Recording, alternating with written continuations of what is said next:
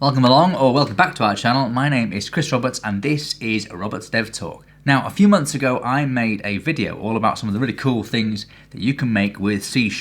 In that video I talked about making games with Unity, machine learning models with ML.NET, IoT projects and so on. Now, I've recently gone back and watched that video and I noticed I made a bit of a mistake. And that is because I referred to C# and .NET interchangeably, as if they were the same thing. And that's not technically correct, because even though they are very closely related technologies, they are two different things entirely.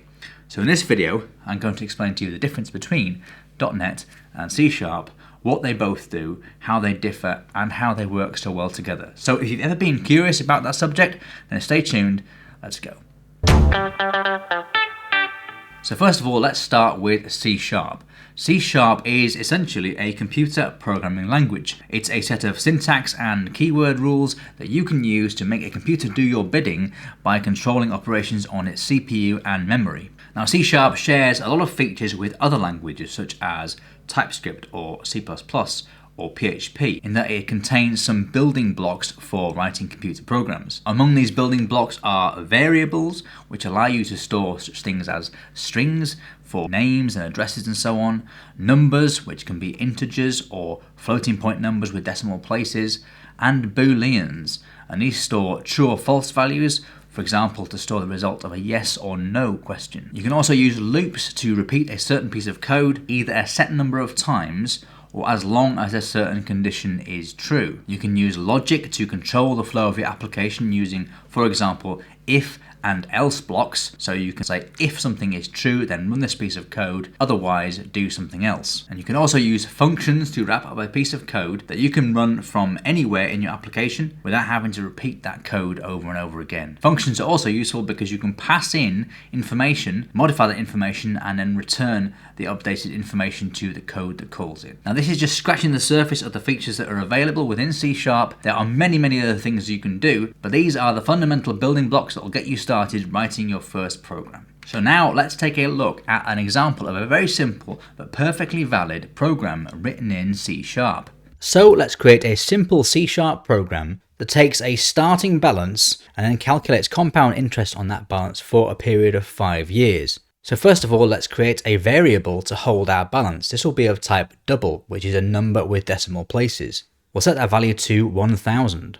Next, we'll create another variable, this time of type integer, which is just a whole number. That will hold the starting year that we want to base our calculations on, and we'll set it to 2020. Next, for each year after our start year, we want to take the balance and multiply it by the interest rate and store it back in our balance value. So we'll do this using a loop. This is a for loop. We'll set a counter and call it I and set that to equal 1. The loop will run while that counter is below 6, and each time the loop runs, the counter will be incremented by 1. Inside the loop, we'll create a new value to store the current year in the loop, and we'll set that to the start year plus the counter value. We'll take our balance, multiply it by 1.1 or an interest rate of 10%, and store it back over the original balance value. Now let's create a new variable once again, this time of type string. This will store a message that we can show to our user. Now, this program is perfectly valid C#. It will run fine, it won't cause any errors. However, it also won't do anything. It won't interact with the user in any way. So this is where .NET comes in. So what is .NET?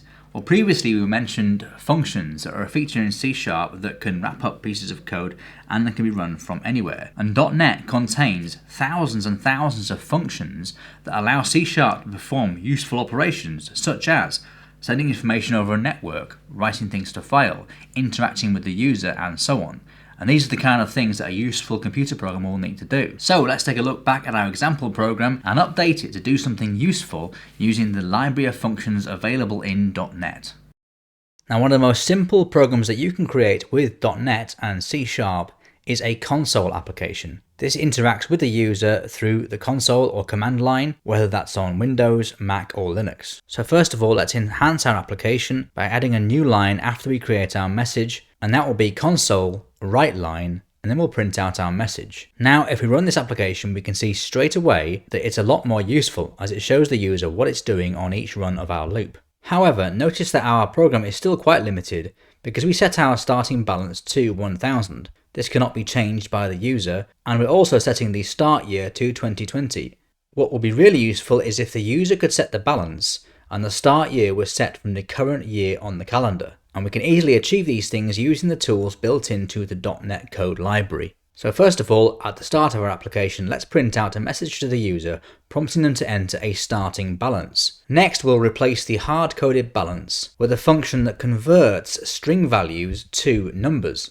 And we want to read the user's input from the console. So we'll pass into this function the console read line. And what we're doing here with .NET is we're taking the input set by the user and converting it to a number that we'll store in our balance. Next, we can change the start year to use the current year on the calendar using the date time tools built into .NET. So we'll replace start year with date time, now, and the year component of the date. This time we run our program, it becomes a lot more useful because it prompts for a starting balance. We also see that the year starts at 2023. This is because .NET has taken the current year and incremented it each time the loop runs. And notice we can run this program as many times as we like, each time with a different input, and the program will respond appropriately. Now, .NET is not just a library of functions or a code library available to C#. It also has quite a number of other features as well. Like many other languages such as C++ or Java, the code that you write in C# is not the final version that will run on the device. It needs to be interpreted as something that your machine can understand. And that is where the .NET build process comes in. This takes your C# code and converts it into something called IL, or Intermediate Language. This is a language that is ready to be run on the device of your choice. And then another part of .NET called the CLR, or Common Language Runtime, takes that code and converts it into the complex machine instructions that your device and CPU can understand. Now this might sound like a convoluted process, however it actually happens really fast, and it enables some really cool features such as memory optimization on the fly, and it also allows your code to be optimized specifically for the device and machine that it is running on. One other benefit of the CLR or Common Language Runtime is that it means other languages apart from C# can use the .NET library and the tools available. For example, you can use F#, which is another language by Microsoft, or Visual Basic. All in all, .NET and C# are a very powerful platform for building applications that run on any kind of device. You can run .NET, of course, on Windows. You can run it on a Mac. You can run .NET applications on an iPad, even on TVs and Linux devices. It's an incredibly flexible, powerful technology set that I am really excited about, and it's only getting better and better and faster and faster. So if you'd like to see more videos about .NET and C# and some of the cool things you can build, check out the playlist linked down below. If you've enjoyed this video and if you found it useful, then please do drop us a like, and if you like this kind of content, then please do subscribe as well and hit that notification icon so you never miss out on one of our videos. Thank you so much for watching. Happy coding. See you next time.